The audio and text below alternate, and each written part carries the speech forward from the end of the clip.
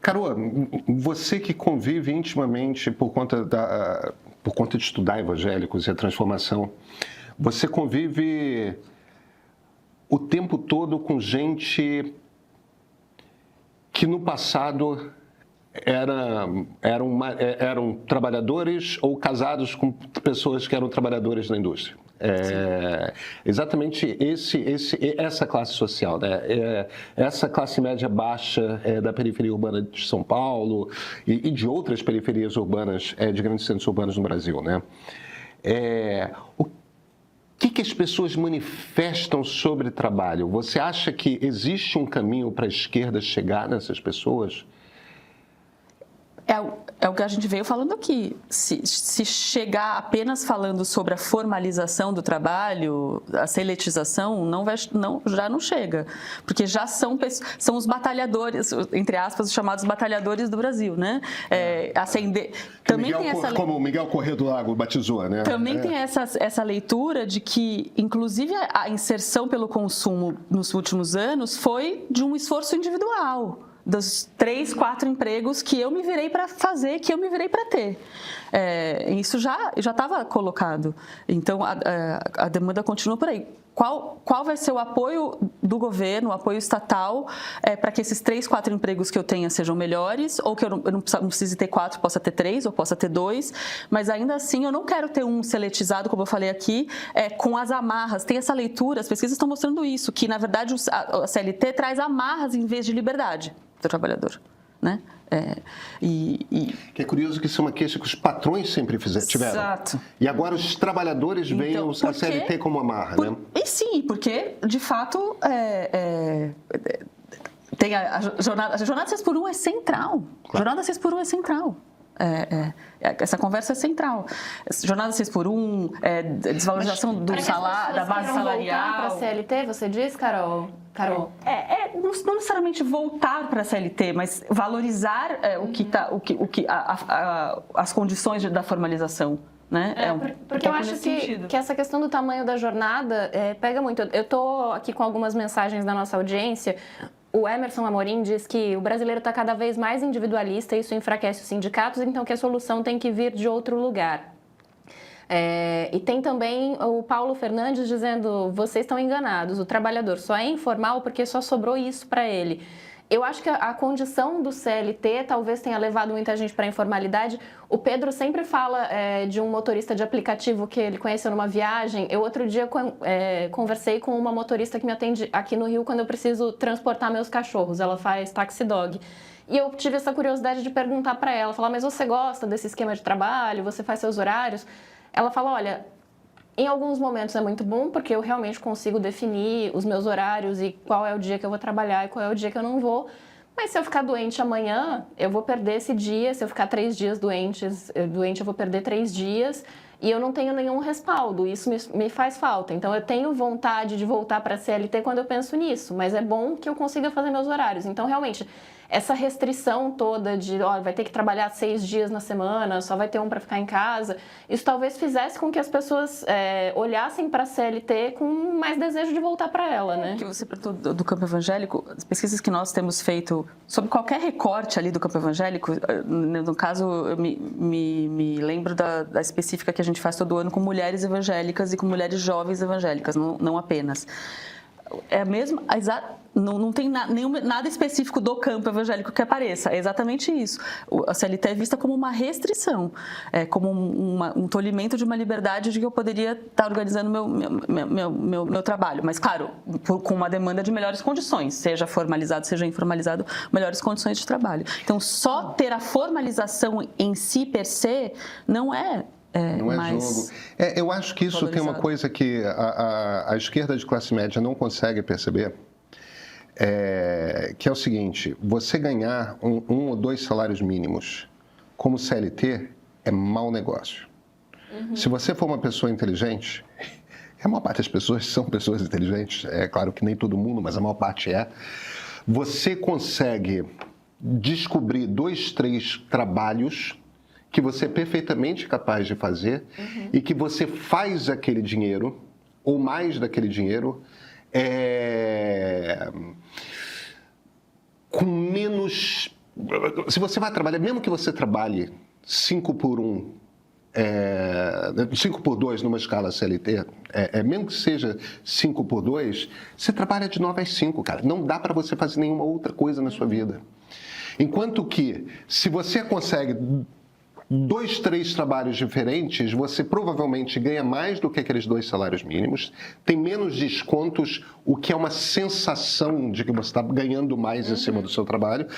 É uma sensação, mas a sensação é uma preocupação, concreta. Inclusive, se essas pessoas estão contribuindo, porque é claro que é muito atraente você receber mais dinheiro naquele mês, mas a contribuição... Elas não estão contribuindo, elas não estão contribuindo, a maioria delas, e não importa porque o sistema de previdência brasileiro te dá um dinheiro mesmo que você não contribua. Um salário mínimo como aposentado você vai ter mesmo que você não contribua.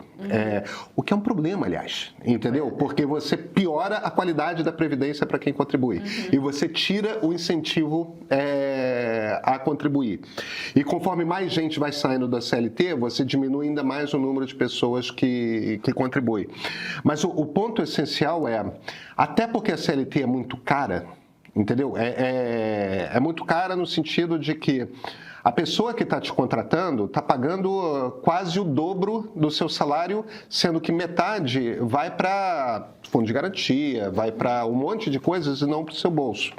Então, você já também, o dinheiro que o seu contratante está gastando é muito maior do que o dinheiro que você está recebendo. Então, o contratante fica com um problema que o preço para ele é o que você ganha, você tem a satisfação de estar ganhando pouco. Você poderia estar ganhando quase o dobro, mas não está porque tem esse bando de desconto. Desculpa, Flávia? Desculpa. Não. Pode concluir, pode concluir. O ponto aqui concretamente, chegamos a um ponto em que, para pessoas com ensino médio e tudo mais, você consegue fazer mais dinheiro e controlar mais a sua vida se você não está em CLT. Essa sensação de que a CLT não vale a pena, ela não é uma ilusão. Ela é real. Porque você não perde a aposentadoria, entendeu? Você ganha mais e se você precisar tirar uma tarde para resolver um problema do seu filho na escola, você consegue. Você vai ter que ralar mais outros dias. Mas você tem um controle, entendeu? Mas eu não vou trabalhar essas 2 horas aqui, mas eu compenso no sábado, eu compenso numa noite. Você tem, de fato, uma flexibilidade. Isso tem valor.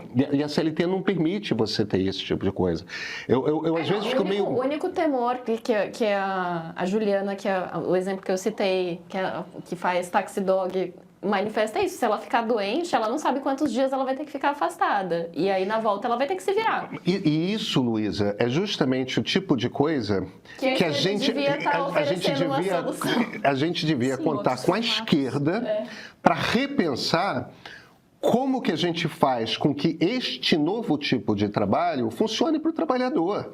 É para isso que serve a esquerda. É isso. E por algum motivo, deu uma enguiçada no processo de conversa. E é quase como... Aí fica lá gritando neoliberais, globalização, isso aqui. Senão vai ter que desatar. A direita não vai oferecer essas soluções. Não é o que mobiliza emocionalmente a direita, não é o que mobiliza os eleitores de direita, não é. Embora faça um discurso voltado para isso, que aí você tem que acordar cedo, porque aí vão te abençoar, e aí você vai, essa coisa... Mas olha, isso é um jeito conservador de pensar, entendeu? É uma vida de sacrifícios, vamos lá. Mas é um discurso, não necessariamente é uma solução, né? Não é, mas é para isso que em democracias temos esquerda. A esquerda que precisa... Não adianta você cobrar da direita o que a direita não vai te entregar. Não, eu estou concordando com você, mas é só que, apesar de não haver essa entrega, de não haver essa solução, essas propostas, eles conseguem conversar com essa pessoa que está com essa angústia melhor do que a esquerda está fazendo hoje. Claro. Mas, gente, tem uma série de coisas que eu acho que a gente está, talvez, deixando de levar em conta aqui, porque a gente...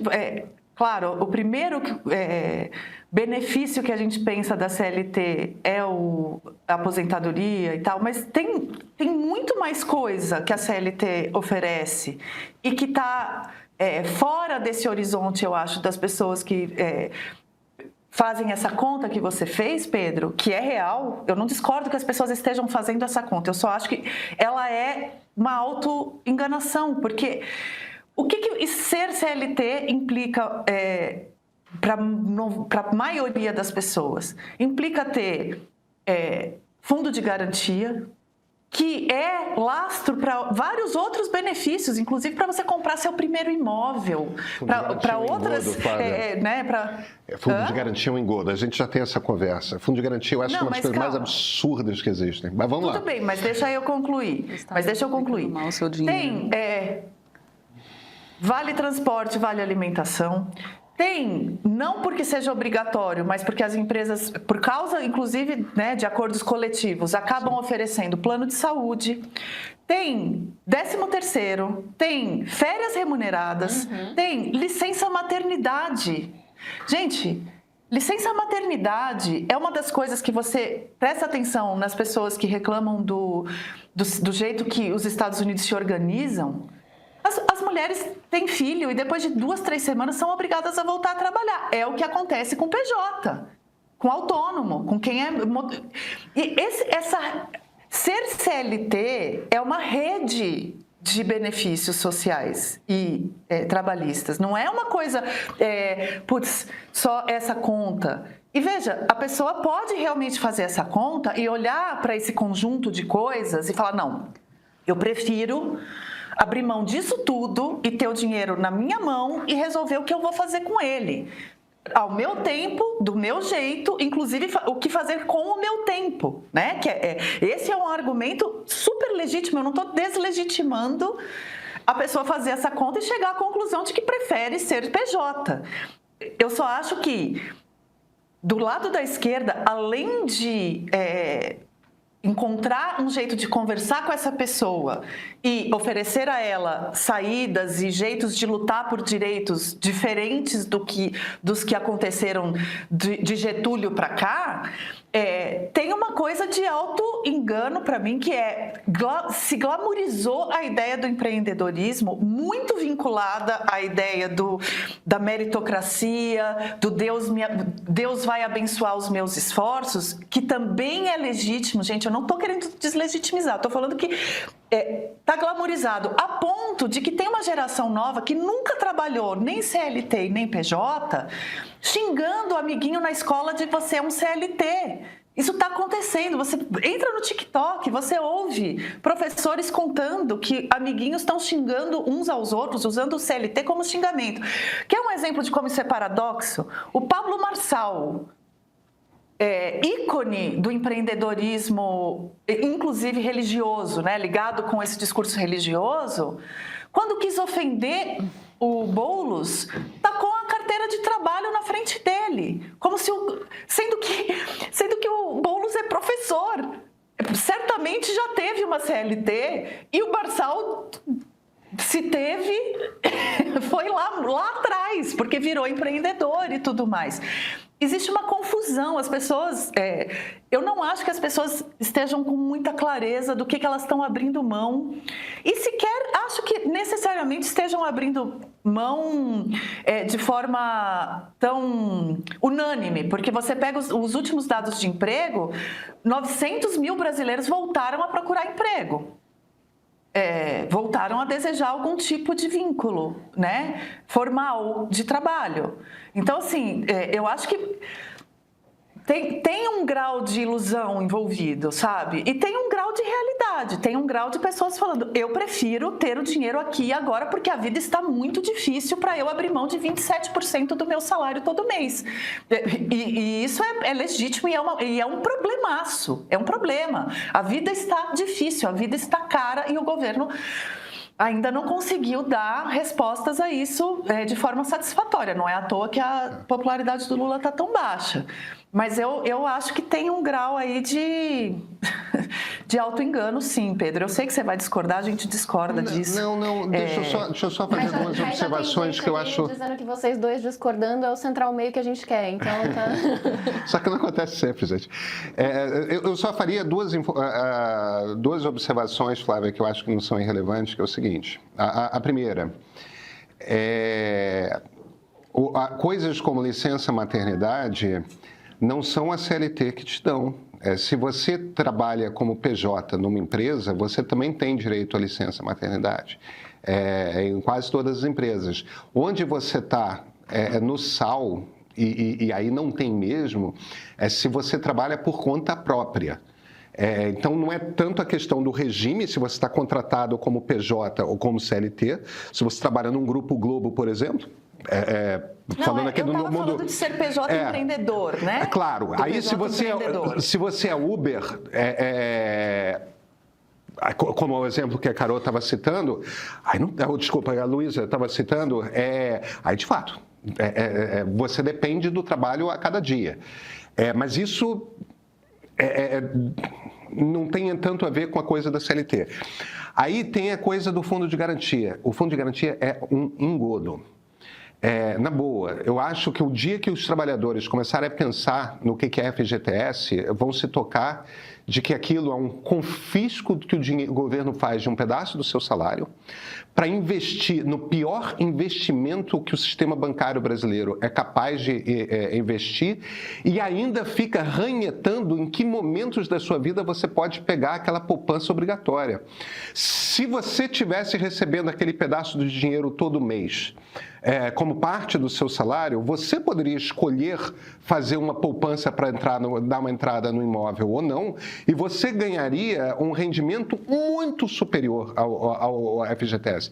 Eu acho o FGTS um problemaço, um arcaísmo que trata as pessoas, na boa, francamente, como se elas não fossem capazes de tomar decisões a respeito do seu futuro financeiro. Você só está esquecendo que a CLT obriga o empregador a colocar um adicional no FGTS, não? Mas e daí, Flávia? O que é esse adicional? Vira mais dinheiro. Flávia, pelo amor de Deus. Eu concordo em princípio que a pessoa tem que cuidar do próprio dinheiro. Peraí, na cabeça do empregador é o dinheiro que eu tenho que gastar. Na cabeça do empregador é o dinheiro que eu tenho que gastar. Quanto custa o funcionário para mim? Entendeu? Certo, e do empregado? Não, do empregador. Quanto custa o funcionário para mim? Empregado. Não, tudo bem. O problema é que esse dinheiro que a empresa está obrigada a botar é simplesmente uma parte do salário do empregado. Entendeu? Isso é uma ilusão contábil. Você está botando uma coisa num campo contra a parte da empresa, outra coisa no campo a parte do trabalhador. Na verdade, na cabeça da empresa, tudo aquilo é custo do trabalhador. Entendeu? A empresa poderia, se um presidente assina agora uma mudança da CLT, teria que ser uma emenda constitucional, e diz, olha, a partir de agora, todo aquele dinheiro vai para o salário, o trabalhador decide o que vai fazer, entendeu? Contraparte de verdade da empresa é quando faz previdência privada, esse tipo de coisa. Fundo de garantia é um dinheiro que faz parte do cálculo da empresa que ela gasta com o trabalhador, que o governo sequestra e transforma. Tem certas coisas que são simplesmente truque contábil. É que nem 13º. Vantagem, ganho 13 salários por mês. A empresa faz um cálculo do salário anual e ela pode dividir aquele salário por 12 ou pode dividir aquele salário por 13. O 13º não tem vantagem nenhuma. Ela está simplesmente decidindo que vai te pagar menos 11 meses por mês e te pagar o dobro no mês. Entendeu? Isso é simplesmente um truque contábil. Essa coisa de contraparte, 13º, tudo mais, essas coisas não são vantagem. Isso, na verdade, são desvantagens para o trabalhador. Na verdade, quanto maior a inflação, mais em desvantagem o trabalhador que recebe um 13º está. É mais negócio você receber o salário em 12 vezes, quer dizer, um salário um pouco maior todo mês, e juntar dinheiro para o Natal, entendeu? Como responsabilidade, isso vira mais dinheiro. Entendeu? Esse é o ponto fundamentalmente que eu estou fazendo. Parte das vantagens que a CLT diz ter são ilusões, são meras ilusões. Mas as licenças remuneradas não. Mas posso colocar As licenças remuneradas não. Claro que são ilusões, Luísa. Uma licença remunerada é simplesmente você tem direito a férias. Não, mas a licença maternidade, por exemplo, você continua recebendo enquanto você está em casa. Sim, e esse direito pode ser incorporado. Você acha que uma empresa não faz a conta? Estou contratando uma mulher de 20 e poucos anos, ela possivelmente vai ter pelo menos 2 gravidezes ao longo dos próximos 15 anos? Está na conta. Faz sentido num regime de contratação de uma empresa que vai contratar uma pessoa num regime CNPJ. Mas para esse trabalhador autônomo que vai dirigir, isso claro, não a existe. gente tem que pensar Aí em como que a gente amplia os direitos desses trabalhadores. Acho que Eu o concordo. ponto do programa aqui é esse, para eu ficar aqui no meio do CLT ou não CLT, que acho que a gente não está aqui debatendo CLT ou não CLT, a gente está debatendo o que deveria estar no centro, e assim eu espero que esteja, pelo menos do campo da esquerda brasileira, melhores condições de trabalho, qualquer que seja o regime de trabalho. Né? Porque a gente também está falando de trabalhadores informais ou dos novos empreendedores, trabalhadores por aplicativo, que estão sendo esmagados pelas empresas, com justificativas absurdas, né? Do tipo, não preciso te dar instrumento de trabalho, não preciso te dar condições mínimas de saúde para você desempenhar o seu trabalho, porque meu vínculo com você não é de empregador e empregado. Eu só sou uma plataforma, eu só sou um Tinder do trabalho. Eu só faço um match de quem quer a comida e de quem vai entregar a comida, de quem quer o transporte e de quem vai entregar o transporte. Isso é uma disfarçatez e a gente está assistindo isso como sociedade. Né? Então, acho que o central aqui é a gente discutir melhores condições de trabalho, e aí eu vou ter que lembrar, a gente vai precisar colocar sobre a mesa uma pressão que não é o caminho porque a gente também vai falar muito sobre isso. Não, mas os entregadores de aplicativo não querem ser formalizados, não, eles querem melhores condições de trabalho. CLT necessariamente não é o caminho, mas cobrar das empresas de diferentes outros mecanismos que garantam a qualidade daquele trabalho que é o caminho. E eu acho que é um pouco sobre isso que a gente está falando aqui. Seja via CLT, não via CLT na diminuição da jornada fixa de trabalho, em outras condições de investimento do recurso, outras possibilidades de investir o seu fundo de garantia, que de fato é o pior investimento do país. O seu dinheiro é aplicado da pior forma, mas o sistema bancário valoriza quem tem fundo de garantia para dar garantias de empréstimo, para dar garantias de moradia, etc. Aqui a gente poderia entrar não é? Então, seja melhorar as condições de CLT, mas também melhorar as condições de cobrança do sistema dos empregadores, digamos assim, vamos colocar no geral. A gente está no fundo, a pauta é sobre isso, nas duas frentes. A gente pode esquecer que o que a lei, o que a sigla quer dizer, né? Porque a sigla é isso, é uma consolidação das leis de trabalho. E está faltando lei para o resto. O trabalho mudou. Quais são as novas leis? Então, tudo bem, a gente pode discutir tudo isso. Eu ainda acho que tem um grau... Eu entendo conceitualmente os argumentos do Pedro. Tem gente falando que você está desenhando, mas como eu sou burra, eu não entendo a matemática. Engraçado que todo homem, né, falando isso para mim. Eu não entendo matemática, mas eu vou fazer uma confissão para vocês, meus queridos. Eu não entendo matemática mesmo. Eu tenho esse defeitinho de formação. Eu sou muito mais das letras do que dos números. Mas eu entendi o conceito, sim, do Pedro, e eu entendo o conceito do liberalismo, de dar o dinheiro na mão da pessoa e ela resolver o que ela faz com o dinheiro dela. E eu defendi isso textualmente. Então, eu não entendo de matemática e vocês não entendem de interpretação de texto. Acontece. Boa, agora, Flávia. mas eu também acho que tem uma coisa que aí é o meu lado esquerdalha, comunista. Tem um pessoal aqui hoje que tá puxado.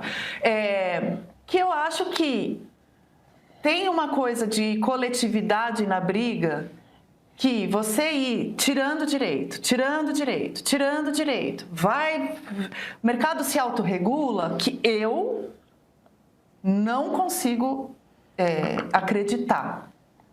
Eu não vejo isso acontecer.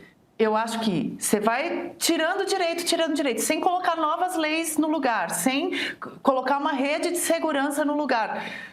A força econômica que um empregador vai ter sempre diante de um trabalhador, aí pode ser a minha cabeça de esquerda anos 60, mas eu não consigo imaginar que o empregador vai olhar no fim do mês e falar, putz, então, calma aí, deixa eu botar aqui a grana que eu daria para essa mulher tirar uma licença maternidade embutida no salário dela. Não vejo isso acontecendo.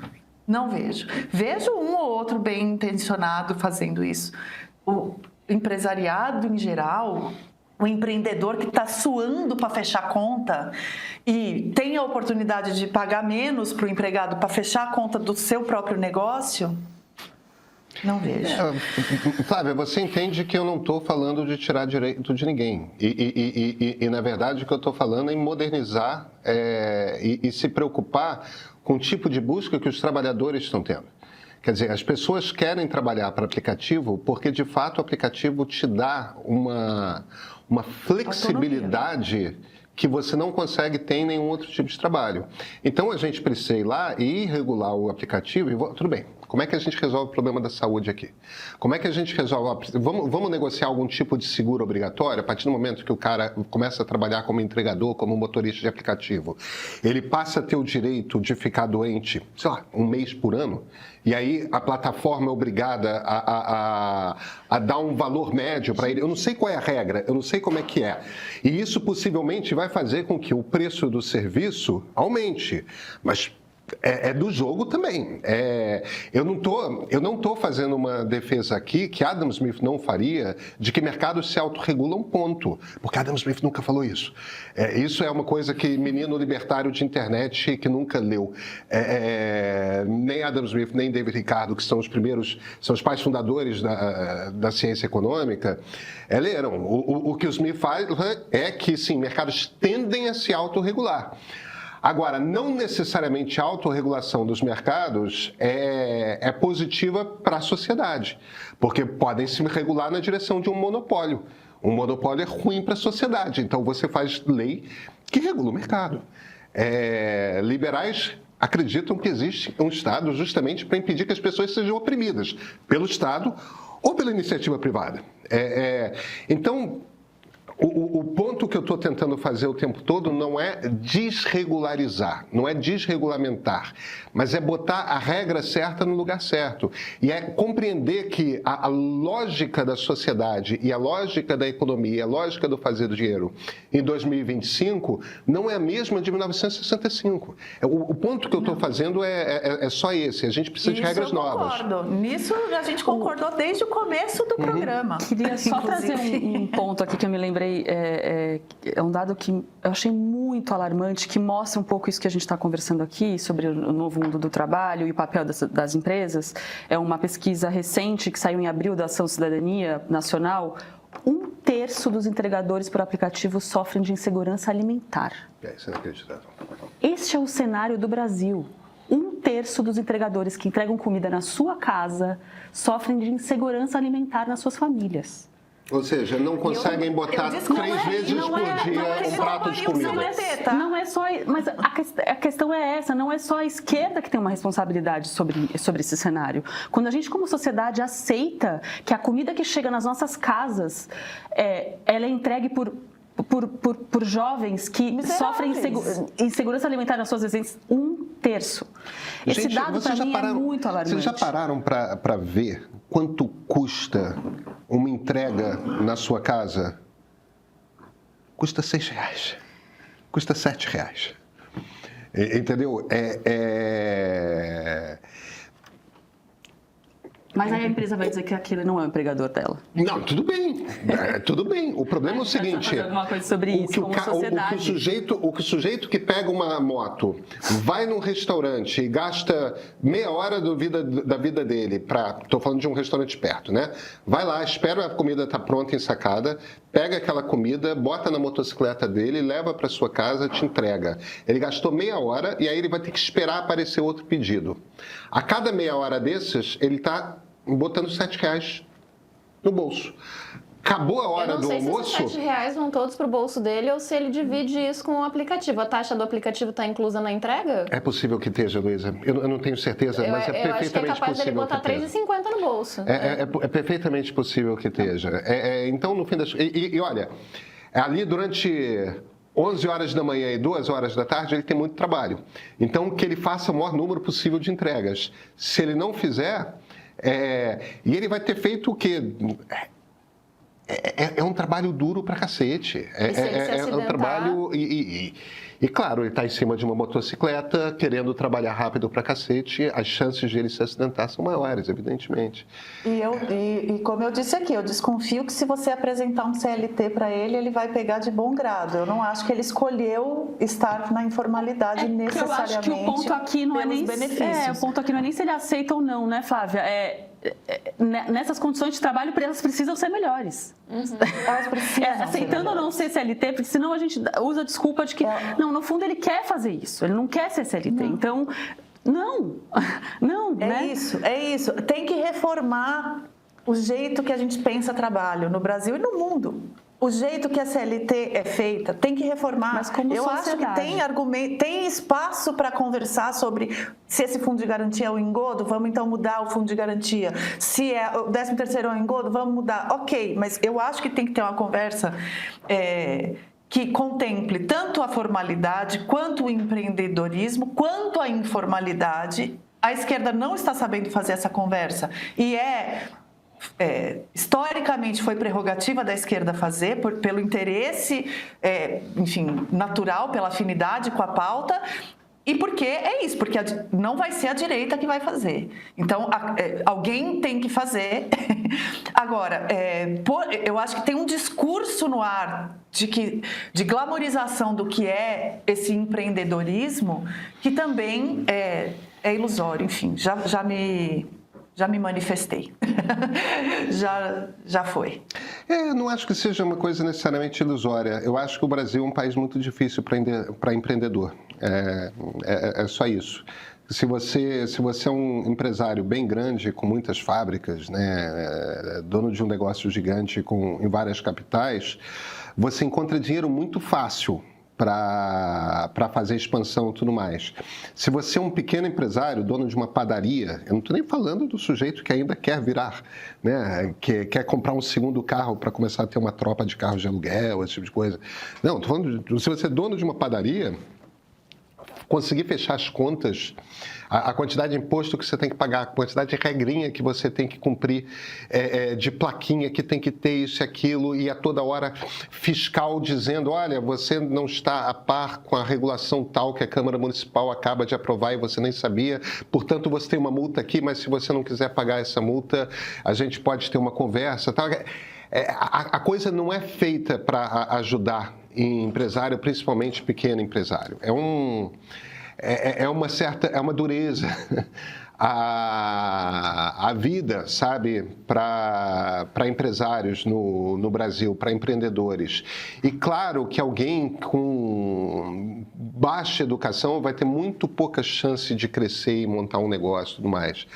O problema é que a gente tem que perceber que existe um anseio sincero por parte de uma quantidade grande de pessoas que estão na classe média baixa hoje.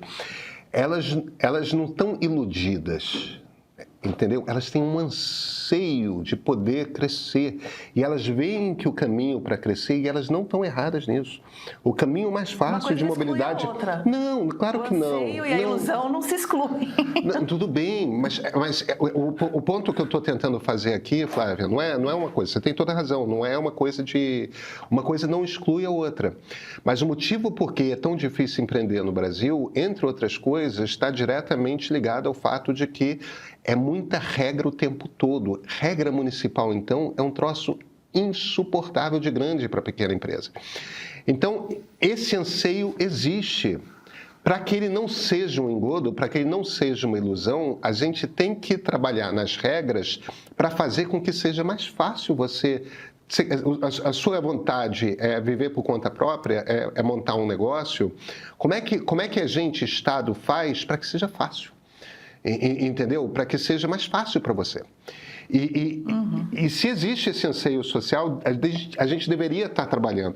Sabe uma coisa muito engraçada? Tanto na Europa quanto nos Estados Unidos, quando você vai ouvir discurso de político, todo mundo considera que falar para pequeno empresário é trabalho da esquerda. Quem fala nos Estados Unidos para pequeno empresário, para dono de loja de coisinha que fica na esquina, é Bernie Sanders. Só no Brasil está na cabeça da esquerda que se o sujeito pobre quer empreender e quer ter um negócio, ele passa a ser burguês. Entende? A gente, em algum momento, vai ter que... A esquerda brasileira vai ter que perder esse preconceito e entender que pessoas que têm um pequeno salão de beleza na favela da Rocinha são pessoas que deveriam ser eleitores de esquerda. E se a esquerda não é capaz de olhar e fazer um discurso para essa pessoa, é uma incompetência da esquerda, não da direita. E eu acho, só para concluir, porque eu sei que a Carol tem que ir embora, eu tenho a impressão, eu não acho que tenham chegado a essa formulação ainda, tá? Não acho. Mas se você pega o que foi o pronunciamento do Lula na quarta-feira, eu acho que tem um esforço, não, uma tentativa. Eu acho uma que a ficha caiu. né? Concordo. Comecei, Eu falei com isso as aqui. mulheres. Eu acho que tem uma coisa de alguns públicos cativos, né? Então ele fala da agricultura familiar, do que foi feito ali para a mulher que é a titular ali, né? Desse empreendedorismo rural, né? Uma coisa porque ele meio que endereçou dessa forma, né? E depois fala mostra muito no espírito do que a Carol falou, quase como uma propaganda, né? Eleitoral já. Muitas mulheres ali que é bem esse público que você narrou, assim, que eu imagino, né? Ali, tem um imaginário ali, né? De uma mulher que é uma manicure, um salãozinho pequeno, que é a MEI. Ele falou MEI 10 vezes no programa, não sei se foram 10, mas foram muitas. Então, eu acho que tem uma tentativa. Eu acho que tem que, assim, para chegar nesse ouvido como algo realmente sedutor, ainda falta um caminho. Mas eu acho que eles estão olhando para isso, me parece. Foi exatamente o que a Carol falou no início do programa, eu concordo com vocês. A ficha caiu.